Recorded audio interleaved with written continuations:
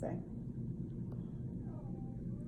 This is the end of our journey. We gonna have success today.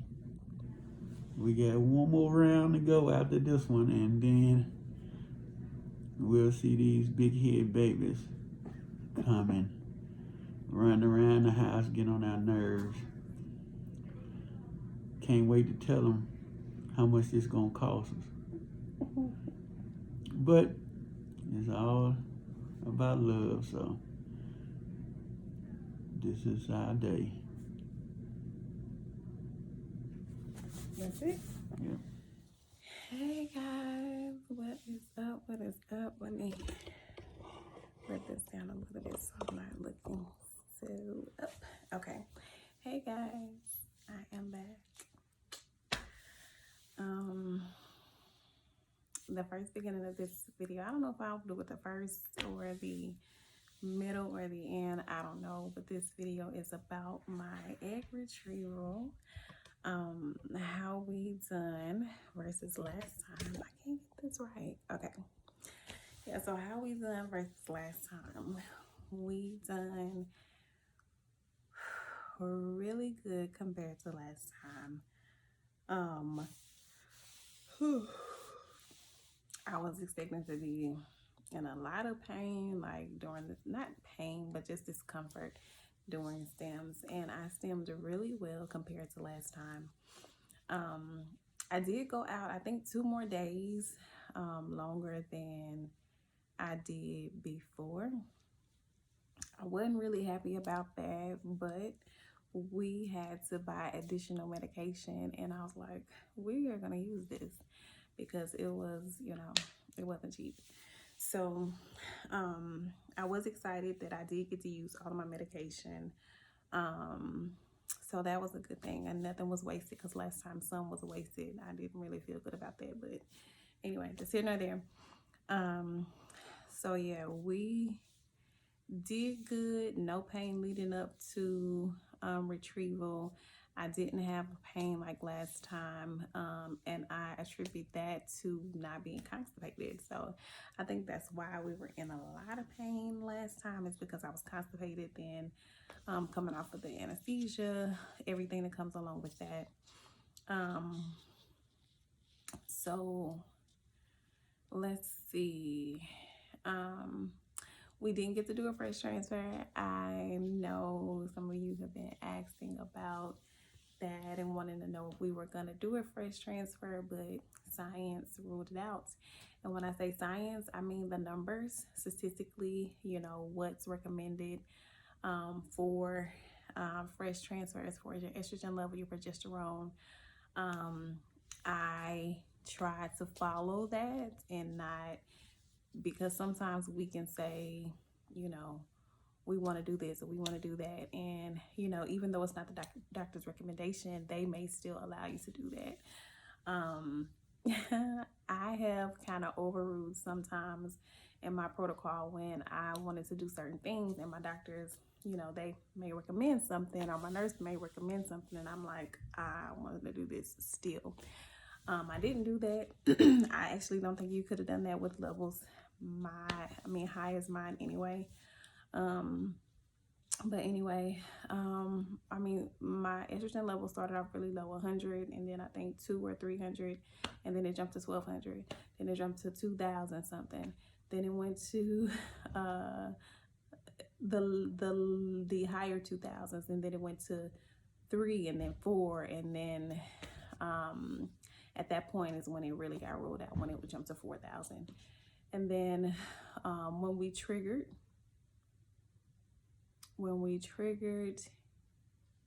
it jumped to well over 6,000. It jumped to over 6,000. So we triggered with, we didn't trigger with Retrieval. There was no point, because we were not doing a fresh transfer. You trigger with Retrieval when you do a fresh transfer.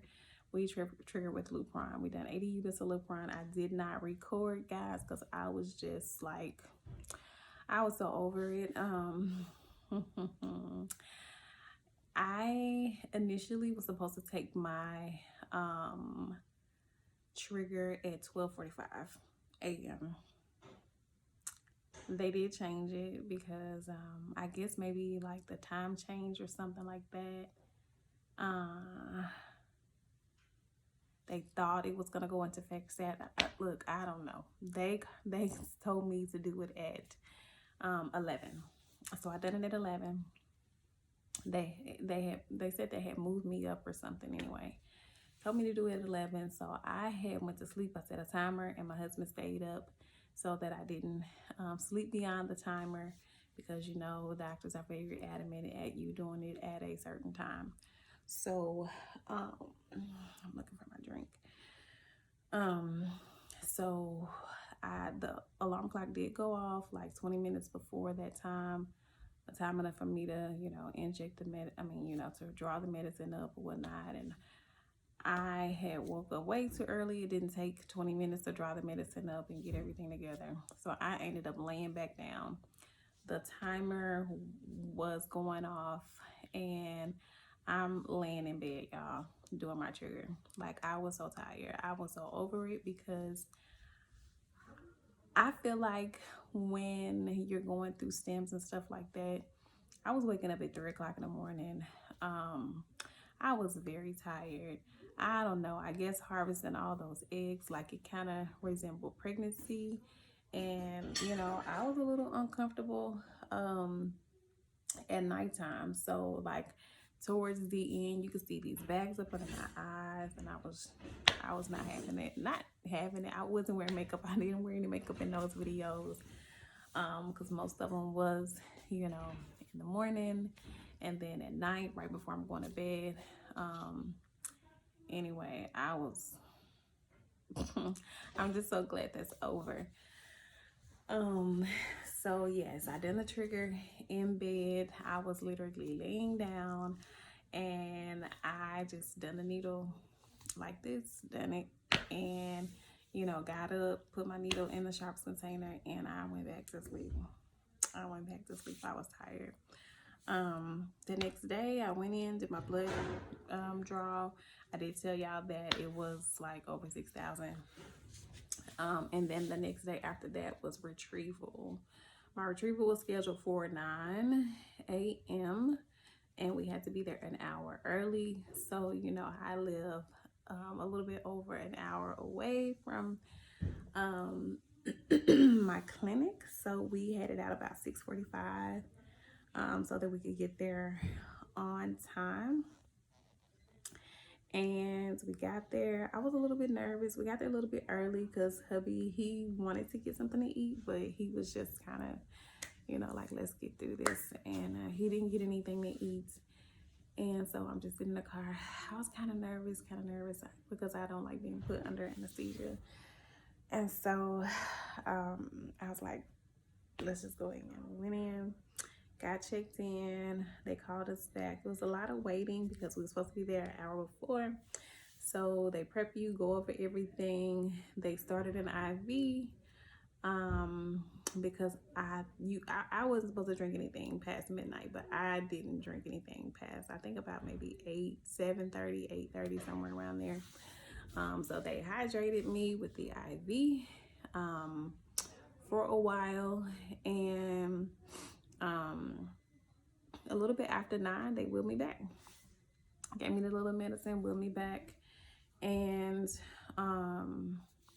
my husband, he had to go and give his sample, and after he gave his sample, he said that they had him waiting in the waiting room, well, in the lobby of the clinic, and he said it took forever. But when I remember waking up and then looking at my phone, because he came in a little bit after I woke up, so he had gave me my phone, and it was well after 10 o'clock.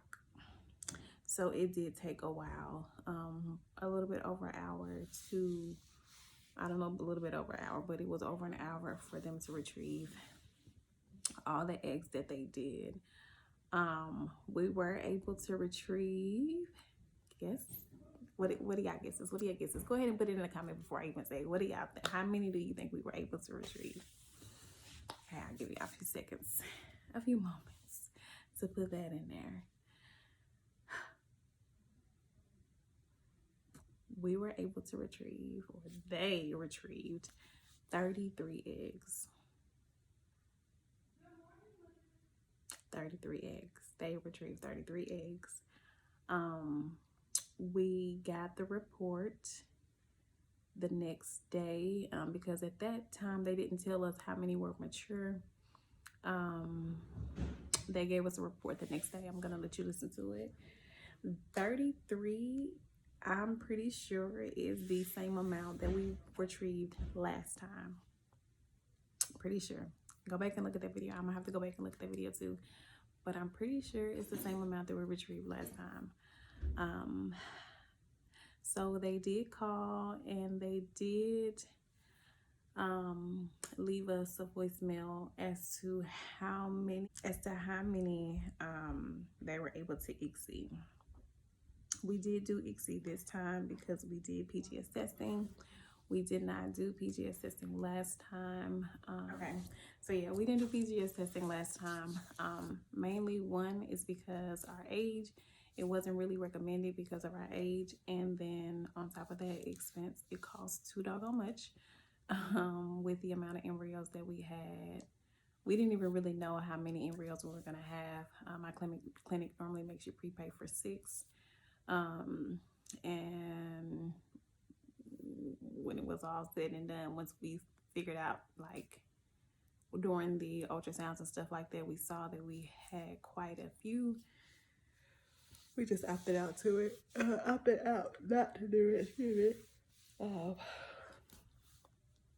So yes, we didn't do it.